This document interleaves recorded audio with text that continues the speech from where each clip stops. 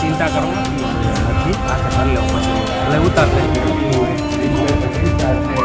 શુભેચ્છા માટે બતાવ્યા છે. ત્યાં પર જણાવશું સિનિયર ગણેશજી ત્યાં પર બતાવશું ત્યાં પર શુભેચ્છા આપવા માટે આવેલી મિત્ર વર્તુળ તથા સામાજિક આગેવાનો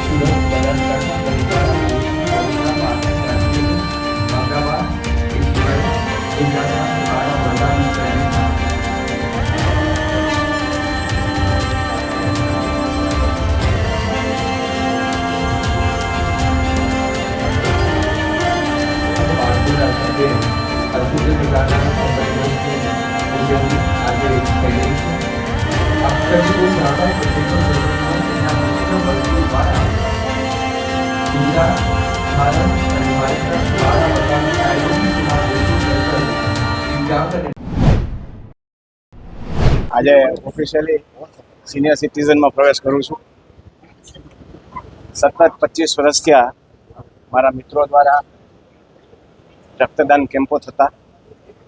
આ વખતે મિત્રો એવું નક્કી કર્યું કે સતત 25 વર્ષથી રક્તદાન કેમ્પ કરતા હોય તો હવે કંઈક બીજું વિચારી અને તેના ભાગરૂપે આપ જોવો છો તેમ આવી શાળાઓ દરેક આખા ગુજરાતમાં, ગુજરાત બહાર અને એક આફ્રિકામાં પણ લગભગ 82થી વધારે સંસ્થાઓમાં ટ્રસ્ટીઓ અને મિત્ર મંડળ દ્વારા જે પણ જરૂરિયાત સંસ્થાઓને હોય એ પૂરું પાડવામાં આજે તમારા ટ્રસ્ટીઓ અને મિત્રો ભાગ લેશે.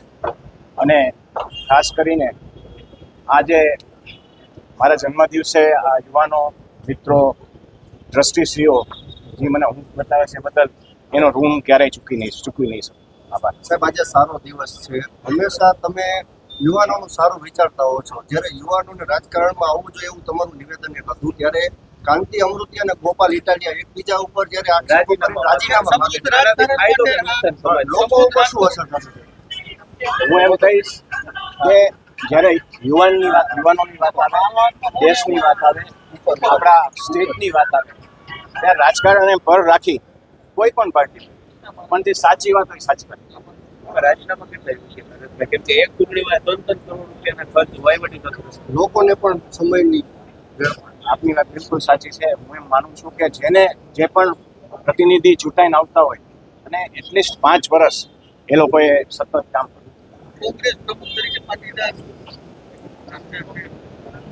આ તો પાટીદાર ખૂબ મોટો સમુદાય છે ગુજરાત સ્ટેટની અંદર અને દરેક પાર્ટી પાટીદારની સામે અને પાટીદારની તરફેણ કરતી હોય એમાં કોઈ નવી વાત નથી. સાહેબ, 60મા વર્ષમાં આપનો પ્રવેશ છે, ખૂબ સારી વાત છે. તો ગુજરાતને હવે કઈ રાજકારણમાં નવો ચહેરો જોવા મળશે નરેશભાઈના રૂપમાં?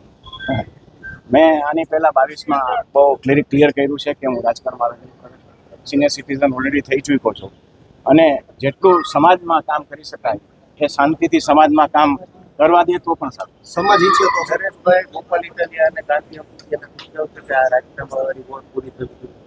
મારી સમક્ષ પ્રશ્ન કોઈ પણ આવશે તો કોઈ પણ પ્રશ્નનો હલ કરવાનો હંમેશા અમે કોશિશ કરતા હોઈએ. સમાજમાં કામ અત્યારનો સોશિયલ મીડિયાનો યુગ છે અને સોશિયલ મીડિયાના યુગ દ્વારા આપ પણ જોવો છો પાટીદાર સમાજ નહીં પણ આખા વિશ્વની અંદર લોકો કામ કરતા હોય, લોકો આગળ વધતા હોય, એમાં ક્યાંય ને ક્યાંય રોડા નાખવાનું ખાલી અમારા સમાજમાં નહીં પણ દરેક જગ્યાએ આપ જોતા હો છો. ત્યારે હું એટલી જ વિનંતી કરું છું કે જે કામ કરતા હોય ને કામ ફક્ત કરવાનું.